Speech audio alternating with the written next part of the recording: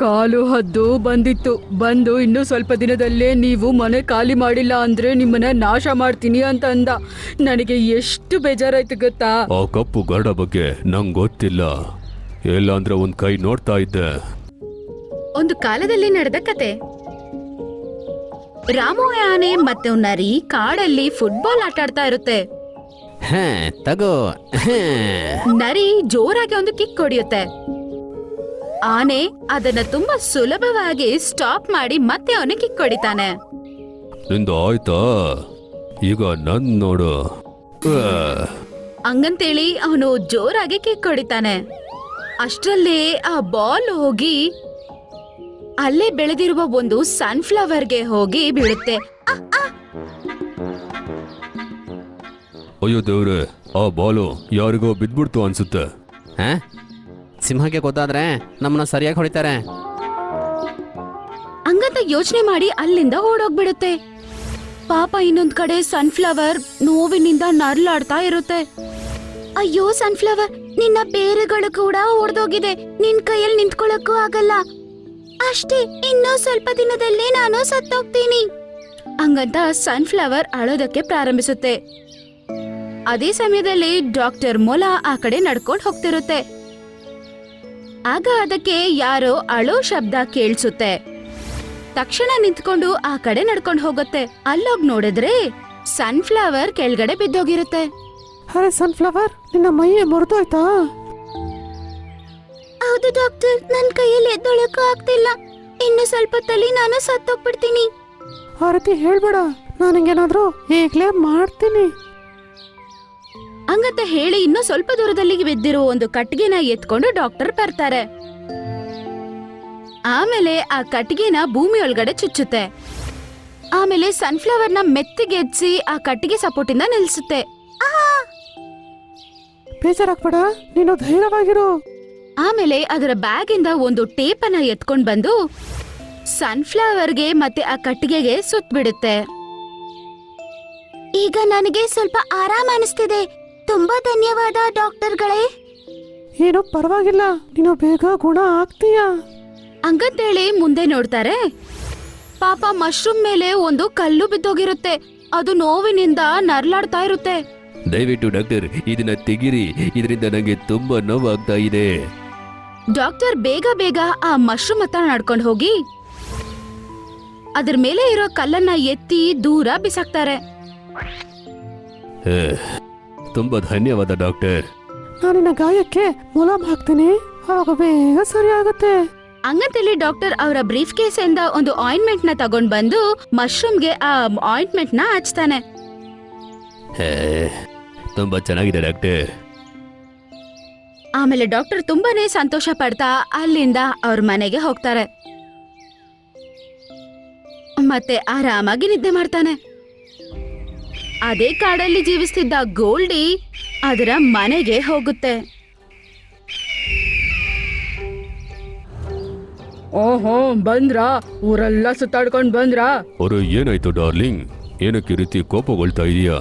ಕಾಲು ಹದ್ದು ಬಂದಿತ್ತು. ಬಂದು ಇನ್ನು ಸ್ವಲ್ಪ ದಿನದಲ್ಲೇ ನೀವು ಮನೆ ಖಾಲಿ ಮಾಡಿಲ್ಲ ಅಂದ್ರೆ ನಿಮ್ಮನ್ನ ನಾಶ ಮಾಡ್ತೀನಿ ಅಂತ ಅಂದ. ನನಗೆ ಎಷ್ಟು ಬೇಜಾರಾಯ್ತು ಗೊತ್ತಾ. ಆ ಕಪ್ಪು ಗರುಡ ಬಗ್ಗೆ ನಂಗೆ ಗೊತ್ತಿಲ್ಲ, ಇಲ್ಲ ಅಂದ್ರೆ ಒಂದ್ ಕೈ ನೋಡ್ತಾ ಇದ್ದೆ. ಅಲ್ಲಿ ನಿಂತ್ಕೊಂಡು ಕಾಲು ಹದ್ದು ಯಾವಾಗ ಬರುತ್ತೆ ಅಂತ ಕಾಯ್ತಾ ಇರ್ತಾನೆ. ಅದರ ಹೆಂಡತಿ ಬಾಯಂತೂ ಮುಚ್ಕೊಂಡಿಲ್ಲ. ಬಾಯಿ ತೆಗೆದು ಮಾತಾಡ್ತಾ ಮಾತಾಡ್ತಾ ಗೋಲ್ಡಿಗೆ ಇನ್ನೂ ಕೋಪ ಬಂದ್ಬಿಡುತ್ತೆ. ಅದರಿಂದ ಗೋಲ್ಡಿ ಅಲ್ಲಿಂದ ಹಾರ್ಕೊಂಡು ಆಚೆ ಬಂದ್ಬಿಡುತ್ತೆ. ಸಾಕು, ಜಾಸ್ತಿ ಆಯ್ತು. ನನ್ನ ಕೋಪವನ್ನ ಶಾಂತಗೊಳಿಸೋದಿಕ್ಕೆ ಯಾರನ್ನಾದ್ರೂ ಈಗ ಹೊಡಿಲೇಬೇಕು. ಕಣ್ಣಲ್ಲಿ ಕೋಪದಿಂದ ಅದು ಆಕಾಶದಲ್ಲಿ ಹಾರ್ತಾ ಇರುತ್ತೆ. ಆಗ ಅದಕ್ಕೆ ಪಾಪ ಆ ಮಶ್ರೂಮ್ ಕಾಣಿಸುತ್ತೆ. ಅದು ಮಶ್ರೂಮ್ ಹತ್ರ ಹೋಗಿ ಮಶ್ರೂಮ್ನ ಬಾಯಿಂದ ಚುಚ್ಚಕ್ ಪ್ರಾರಂಭಿಸುತ್ತೆ. ದುಷ್ಟ ಗರುಡ, ಏನಕ್ಕೆ ನನ್ನ ಸುಮ್ಮನೆ ಈ ರೀತಿ ಹೊಡಿತಾನೆ ಇದೀಯಾ? ತುಂಬಾ ಕೋಪ ಬರ್ತಾ ಇದೆ ನಂಗೆ. ಆ ಗೋಲ್ಡಿ ಸನ್ಫ್ಲವರ್ನ ಕೂಡ ಬಿಟ್ಟಿಲ್ಲ. ಅದ್ರ ಹತ್ರ ಹೋಗಿ ಅದನ್ನ ಕೂಡ ಕುಟ್ಟಕ್ಕೆ ಶುರು ಮಾಡುತ್ತೆ. ಡಾಕ್ಟರ್, ಡಾಕ್ಟರ್ ನನ್ನ ಕಾಪಾಡಿ. ಅದರ ವಾಯ್ಸ್ ಕೇಳಿದ ತಕ್ಷಣ ಡಾಕ್ಟರ್ ಎದ್ಬಿಡ್ತಾರೆ. ಮನೆಯಿಂದ ಬೇಗ ಬೇಗ ಅಲ್ಲಿಗೆ ಹೋಗ್ತಾರೆ. ಆಗ ಅವನೋಗ್ ನೋಡ್ತಾನೆ, ಆ ಗೋಲ್ಡಿ ಬಾಯಿಯಿಂದ ಸನ್ಫ್ಲವರ್ನ ಚುಚ್ಚಿ ಅದಕ್ಕೆ ಹಾನಿ ಮಾಡ್ತಿರುತ್ತೆ. ದುಷ್ಟ ಗರುಡ, ಪಾಪ ಅವ್ರು ಏನಕ್ಕೆ ತೊಂದರೆ ಕೊಡ್ತಾ ಇದೀಯಾ? ಹಂಗಂತ ಹೇಳಿದ ತಕ್ಷಣ ಅದು ಡಾಕ್ಟರ್ನ ಕೂಡ ಹೋಗಿ ಅಟ್ಯಾಕ್ ಮಾಡುತ್ತೆ. ಡಾಕ್ಟರಿನ ಸೂಟ್ ಕೇಸ್ ಕೆಳಗಡೆ ಬಿದ್ದು ಓಪನ್ ಆಗತ್ತೆ. ಆಗ ಅದರಲ್ಲಿದ್ದ ಎಲ್ಲಾ ವಸ್ತುಗಳು ಸನ್ಫ್ಲವರ್ ಪಕ್ಕದಲ್ಲಿ ಹೋಗಿ ಕೆಳಗಡೆ ಬಿದ್ದೋಗುತ್ತೆ. ನಿನ್ನ ಸುಮ್ನೆ ಬಿಡಲ್ಲ. ಗೋಲ್ಡಿ ಡಾಕ್ಟರ್ ಕತ್ತನ್ನ ಕಚ್ಚಣ ಅಂತ ಹೋಗುತ್ತೆ. ಆಗ ಸನ್ಫ್ಲವರ್ ಅದರ ಪಕ್ಕದಲ್ಲೇ ಇರುವ ಒಂದು ಸೂಜಿಯನ್ನ ತುಂಬಾನೇ ವೇಗವಾಗಿ ತಳ್ಳಿಬಿಡುತ್ತೆ. ಆಗ ಆ ಇಂಜೆಕ್ಷನ್ ಡಾಕ್ಟರ್ ಪಕ್ಕದಲ್ಲಿ ಹೋಗುತ್ತೆ. ಡಾಕ್ಟರ್ ಆ ಇಂಜೆಕ್ಷನ್ ನ ನೋಡಿ ಗೋಲ್ಡಿ ಕಚ್ಚಕ್ ಮುಂಚೆನೆ ಅದರ ಕತ್ತಿಗೆ ಆ ಇಂಜೆಕ್ಷನ್ ನ ಎತ್ತಿ ಚುಚ್ಬಿಡ್ತಾರೆ. ಗೋಲ್ಡಿ ಅಲ್ಲಿಂದ ಓಡೋಗ್ಬಿಡುತ್ತೆ. ತುಂಬಾ ಧನ್ಯವಾದ ಸನ್ಫ್ಲವರ್. ಡಾಕ್ಟರ್ ಆಮೇಲೆ ಹೂವಿಗೂ ಮಶ್ರೂಮ್ಗೂ ಆಯಿಂಟ್ಮೆಂಟ್ ನ ಹಚ್ತಾರೆ. ಆಮೇಲೆ ಡಾಕ್ಟರ್ ಅಲ್ಲಿಂದ ಅವ್ರ ಮನೆಗೆ ಹೋಗ್ಬಿಡುತ್ತೆ. ಮಾರನೇ ದಿನ ಹದ್ದಿನ ಶಬ್ದದಿಂದ ಡಾಕ್ಟರ್ ಎದ್ದೊಳ್ತಾರೆ. ಗೋಲ್ಡಿ ಎಲ್ಲಾರ್ನು ಅಟ್ಯಾಕ್ ಮಾಡಕ್ ಬಂದಿದೆ ಅಂತ ಅನ್ಕೊಂಡು ಎದ್ದು ಆಚೆ ಹೋಗಕ್ ಬರ್ತಾನೆ. ಆದ್ರೆ ಅವರು ಆಚೆ ಬಂದು ನೋಡಿದ ತಕ್ಷಣ ಒಂದು ಮರದ ಮೇಲೆ ಕಾಲು ಹದ್ದು ಮತ್ತೆ ಅದರ ಹೆಂಡತಿ ಕುತ್ಕೊಂಡು ಮಾತಾಡ್ತಾ ಇರುತ್ತೆ. ಡಾರ್ಲಿಂಗ್, ನಿಂಗ್ ಗೊತ್ತಾ, ಗೋಲ್ಡಿ ಗರುಡ ಕುತ್ತಿಗೆಯಲ್ಲಿ ಡಾಕ್ಟರ್ ಮೊಲ ಇಂಜೆಕ್ಷನ್ ಅನ್ನ ಇಂಜೆಕ್ಟ್ ಮಾಡಿದೆ. ಆದ್ರಿಂದ ಅವನ್ ಪರಿಸ್ಥಿತಿ ತುಂಬಾ ಹದಗೆಟ್ಟೋಗಿದೆ. ಅವನ್ನ ಹಾಯ್ ಮಾಡೋದಕ್ಕೆ ಇದೇ ಸರಿಯಾದ ಸಮಯ. ಹಾ, ಸರಿಯಾಗಿ ಹೇಳ್ದೆ. ಸ್ವಲ್ಪ ಬಿಸಿಲು ಕಮ್ಮಿ ಆಗ್ಲಿ, ಅದರ ನಂತರ ಅವನ್ನ ಹೊಡೆಯೋದಕ್ಕೆ ನಾವು ಹೊರಡೋಣ. ಇದು ತುಂಬಾ ದೊಡ್ಡ ಸಮಸ್ಯೆ ಆಗುತ್ತೆ. ನಾವೇನಾದ್ರೂ ಇದಕ್ಕೆ ಮಾಡ್ಲೇಬೇಕು. ಡಾಕ್ಟರ್ ಅದರ ಬ್ರೀಫ್ ಕೇಸ್ ನ ಎತ್ಕೊಂಡು ಗೋಲ್ಡಿ ಇರುವ ಮನೆಗೆ ಹೋಗುತ್ತೆ. ಬಿಸಿಲು ಜಾಸ್ತಿ ಹೊಡಿತಿರುತ್ತೆ, ಆದ್ರೆ ಕೂಡ ಗೋಲ್ಡಿ ಮನೆಗೆ ಹೋಗ್ಲೇಬೇಕು ಅಂತ ಹೋಗ್ತಾರೆ ಡಾಕ್ಟರ್. ಅಲ್ಲಿಗೆ ಹೋಗಿದ ತಕ್ಷಣ ಗೋಲ್ಡಿ ನೋಡಿ ಅವ್ರನ್ನ ಭಯ ಪಡ್ತಾನೆ. ಡಾಕ್ಟರ್, ನಾನೀಗ ನಿಮ್ ಜೊತೆ ಜಗಳ ಮಾಡಕ್ಕಾಗಲ್ಲ. ನಿಮ್ಮ ಈ ಇಂಜೆಕ್ಷನ್ ಇಂದ ಇವ್ರ ಪ್ರಾಣನೇ ಹೋಗುತ್ತೆ ಅನ್ಸುತ್ತೆ. ನೀವು ಹೆದರ್ಕೋಬೇಡಿ, ನಾನೀಗ ನಿಮ್ಮನ್ನ ಸರಿ ಮಾಡ್ತೀನಿ. ಹಂಗಂತೇಳಿ ಡಾಕ್ಟರ್ ಅವರ ಬ್ರೀಫ್ ಕೇಸ್ ಇಂದ ಒಂದು ಪ್ಲಕ್ಕರ್ನ ಆಚೆ ತೆಗೆದು ಪ್ಲಕ್ಕರ್ನ ಸಹಾಯದಿಂದ ಇಂಜೆಕ್ಷನ್ ನ ಆಚೆ ಎಳೆಯಕ್ ಟ್ರೈ ಮಾಡ್ತಾರೆ. ತುಂಬಾ ನೋವಾಗ್ತಾ ಇದೆ. ಡಾಕ್ಟರ್ ಸ್ವಲ್ಪ ಜೋರಾಗಿ ಹಿಡಿದು ಎಳೆದಿದ್ದಕ್ಕೆ ಆ ಇಂಜೆಕ್ಷನ್ ಆಚೆ ಬಂದ್ಬಿಡುತ್ತೆ.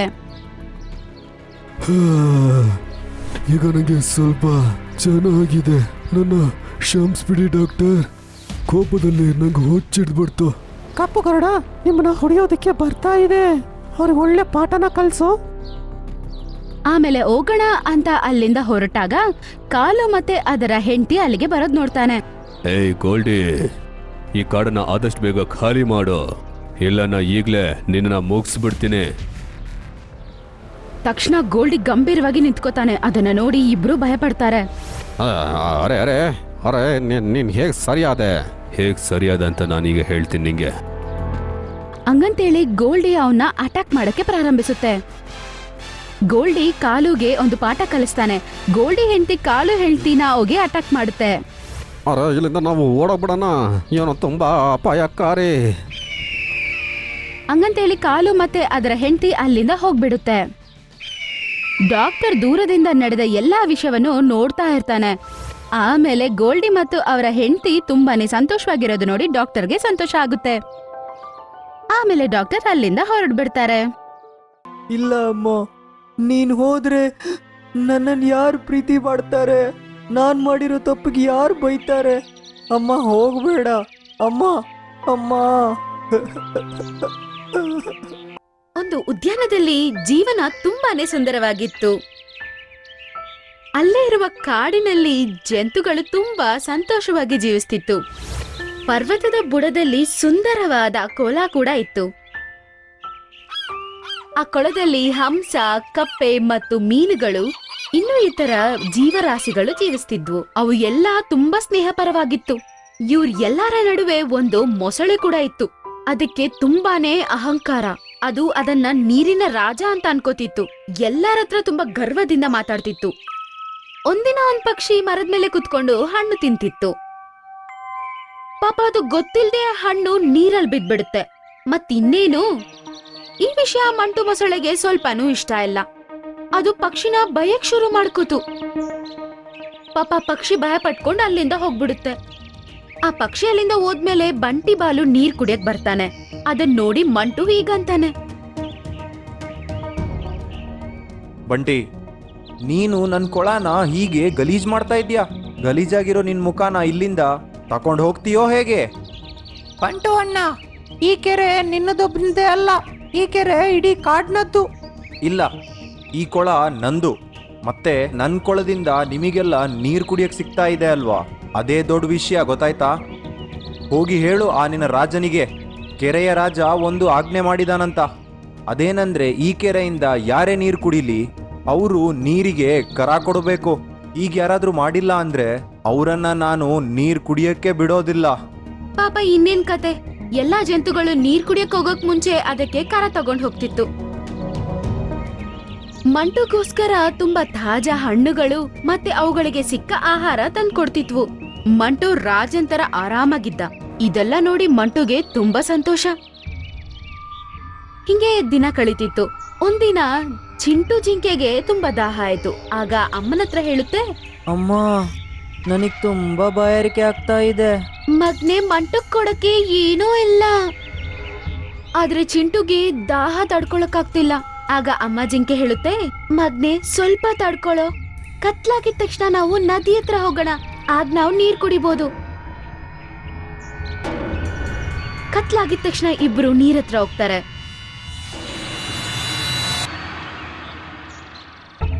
ಚಿಂಟು ಮೆತ್ತಗೆ ನೀರ್ ಕುಡಿಯಕ್ ಶುರು ಮಾಡ್ತಾನೆ. ನೀರಿನ ಶಬ್ದ ಕೇಳಿ ಮಂಟುವಿನ ನಿದ್ದೆ ಕೆಟ್ಟೋಗುತ್ತೆ. ಚಿಂಟುನ ಅಲ್ಲಿ ನೋಡಿ ಮಂಟುಗೆ ತುಂಬಾನೇ ಕೋಪ ಬರುತ್ತೆ. ಏನೋ ನಿಂಗೆ ಇಷ್ಟೊಂದು ಧೈರ್ಯನಾ? ನೀರಿನ ರಾಜನ್ ನೀರನ್ನೇ ಕದಿತಾ ಇದ್ಯಾ ನೀನು? ಎಷ್ಟು ಧೈರ್ಯನೋ ನಿಂಗೆ? ತಡಿ, ನಿನ್ಗೀಗ ಇದೇ ಹಬ್ಬ. ಮಂಟು ಚಿಂಟು ಕಡೆ ಹೋಗಕ್ ಶುರು ಮಾಡ್ತಾನೆ. ಇದೆಲ್ಲ ತಾಯಿ ಜಿಂಕೆ ನೋಡ್ತಾ ಇತ್ತು. ಮಂಟು ಚಿಂಟುನ ದಾಡಿ ಮಾಡಕ್ ಬರ್ತಿದ್ದಂಗ್ಲೆ ತಾಯಿ ಜಿಂಕೆ ಮಧ್ಯದಲ್ಲಿ ಬಂದ್ಬಿಡುತ್ತೆ. ಅದು ಚಿಂಟುನ ಕಾಪಾಡುತ್ತೆ, ಆದ್ರೆ ಅವಳು ಸಿಕ್ಕಾಕೋತಾಳೆ. ಅದನ್ ನೋಡಿ ಚಿಂಟು ಜೋರಾಗಿ ಕಿರ್ಚಕ್ ಶುರು ಮಾಡ್ತಾನೆ. ಅದನ್ ಕೇಳಿ ಎಲ್ಲಾ ಜಂತುಗಳು ಬಂದು ಸೇರ್ಕೊಳ್ಳುತ್ತೆ. ತಾಯಿ ಜಿಂಕೆನ ಬಿಡ್ಸ್ಕೊಳ್ತಾರೆ, ಆದ್ರೆ ತುಂಬಾ ದೊಡ್ಡ ಪೆಟ್ಟಾಗಿರುತ್ತೆ. ಅದ್ರ ಕೈಯಲ್ಲಿ ನೋವು ತಡ್ಕೊಳಕ್ಕಾಗಲ್ಲ. ತಾಯಿ ಜಿಂಕೆ ಧೈರ್ಯದಿಂದ ಹೀಗನ್ನುತ್ತೆ, ಚಿಂಟು ಮಗ್ನೆ, ನೀನು ಭದ್ರವಾಗಿರು, ನಾನು ನಿನ್ನನ್ ಬಿಟ್ಟು ಹೋಗೋ ಸಮಯ ಬಂದಿದೆ. ಇಲ್ಲ ಅಮ್ಮ, ನೀನ್ ಹೋದ್ರೆ ನನ್ನನ್ನು ಯಾರು ಪ್ರೀತಿ ಮಾಡ್ತಾರೆ? ನಾನ್ ಮಾಡಿರೋ ತಪ್ಪಿಗೆ ಯಾರು ಬೈತಾರೆ? ಅಮ್ಮ, ಹೋಗ್ಬೇಡ ಅಮ್ಮ, ಅಮ್ಮ. ಚಿಂಟು ಪಾಪ ತುಂಬಾ ಜೋರಾಗಿ ಅಳಕ್ ಶುರು ಮಾಡ್ತಾನೆ. ಆಗ ತಾಯಿ ಜಿಂಕೆ ಹೇಳುತ್ತೆ, ಚಿಂಟು ಮಗ್ನೆ, ನಾನು ಯಾವಾಗ್ಲೂ ನಿನ್ ಜೊತೆನೆ ಇರ್ತೀನಿ. ನೀನನ್ ಯಾವಾಗ್ಲೂ ಒಬ್ಬನ್ನೇ ನಾನ್ ಬಿಡಲ್ಲ. ಚಿಂಟುಗೆ ಆಶೀರ್ವಾದ ಮಾಡ್ತಾ ಶಾಶ್ವತವಾಗಿ ತಾಯಿ ಜಿಂಕೆ ಕಣ್ಮುಚ್ಬಿಡುತ್ತೆ. ಚಿಂಟು ತುಂಬಾ ಅಳ್ತಿರ್ತಾನೆ. ಅಲ್ಲಿರೋ ಜಂತುಗಳೆಲ್ಲ ಅದನ್ನ ನೋಡಿ ಅಳ್ತಿರ್ತವೆ. ಒಂದಿನ ಚಿಂಟು ಆಹಾರ ಹುಡುಕೊಂಡು ಹೋಗ್ತಿರ್ತಾನೆ.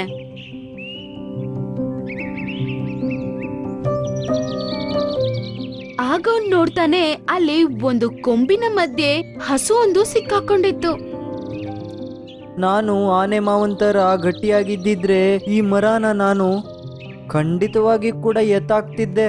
ದೇವ್ರೆ, ಈ ಕೊಂಬೆ ಜರುಗ್ಲಿ. ಚಿಂಟು ಹಂಗ ಅನ್ನೋ ಇಲ್ವೋ, ಆ ಕೊಂಬು ಅದಷ್ಟಗದೆ ಹೋಗಿ ದೂರ ಬಿದ್ಬಿಡುತ್ತೆ. ಅದನ್ ನೋಡಿ ಚಿಂಟುಗೆ ತುಂಬಾನೇ ಆಶ್ಚರ್ಯ. ಆದ್ರೆ ಆಗ್ಲೇ ಅವನಿಗೆ ಅಮ್ಮನ ಮಾತು ಜ್ಞಾಪಕ ಬರುತ್ತೆ. ಆಗ ಅವನ್ಗೆ ಅರ್ಥ ಆಗುತ್ತೆ, ಇದೆಲ್ಲ ಅವನ ಅಮ್ಮನ ಆಶೀರ್ವಾದ ಅಂತ. ಮತ್ತೆ ಇನ್ನೇನು, ಕಾಡಲ್ಲಿರುವ ಎಲ್ಲಾ ಜಂತುಗಳಿಗೂ ಚಿಂಟು ಸಹಾಯ ಮಾಡಕ್ ಶುರು ಮಾಡುತ್ತೆ. ಒಂದಿನ ತುಂಬಾ ಜೋರಾಗಿ ಭೂಕಂಪ ಬರುತ್ತೆ. ಮೇಲೆಯಿಂದ ತುಂಬಾ ದೊಡ್ಡ ದೊಡ್ಡ ಕಲ್ಲುಗಳು ಕೆಳಗಡೆ ಬಂದು ಬೀಳ್ತಿದ್ವು. ಅದರಿಂದ ದೊಡ್ಡ ದೊಡ್ಡ ಮರ ಎಲ್ಲ ಕುಸಿದು ಬಿದ್ದಿತ್ತು. ಆದ್ರೆ ಭೂಕಂಪ ನಿಂತಿದ ತಕ್ಷಣ ಎಲ್ಲಾ ಜಂತುಗಳು ಒಬ್ರಿಗೊಬ್ರು ಸಹಾಯ ಮಾಡ್ಕೋತಿದ್ವು. ಚಿಂಟು ಸಹ ಅದರ ಮ್ಯಾಜಿಕ್ ಅನ್ನ ಯೂಸ್ ಮಾಡಿ ದೊಡ್ಡ ದೊಡ್ಡ ಕೊಂಬುಗಳನ್ನೆಲ್ಲ ಎತ್ತಿ ಬಿಸಾಕ್ತಿತ್ತು. ಆಗ ಕೊಳದಿಂದ ಯಾರೋ ಕಿರ್ಚೋ ಶಬ್ದ ಕೇಳಿಸ್ಬರುತ್ತೆ. ಹೋಗ್ ನೋಡಿದ್ರೆ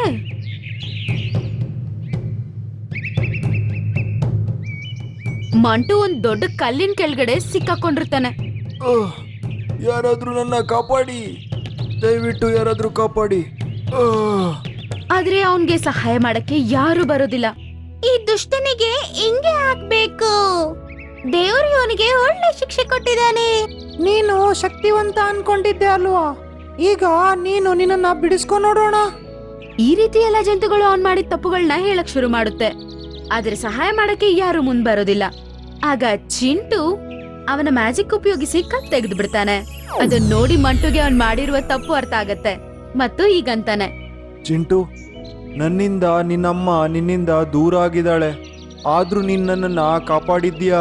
ಛೇ, ನಂಗೂ ನಿಂತರನೇ ದೊಡ್ಡ ಹೃದಯ ಇದ್ದಿದ್ರೆ ಇಂಥ ಸಮಸ್ಯೆಗಳೆಲ್ಲ ಏನೂ ಆಗ್ತಾ ಇರ್ಲಿಲ್ಲ. ಮತ್ತೆ ಮಂಟು ಜಂತುಗಳಿಗೆ ಎಲ್ಲರಿಗೂ ಕ್ಷಮಾಪಣೆ ಹೇಳ್ತಾನೆ.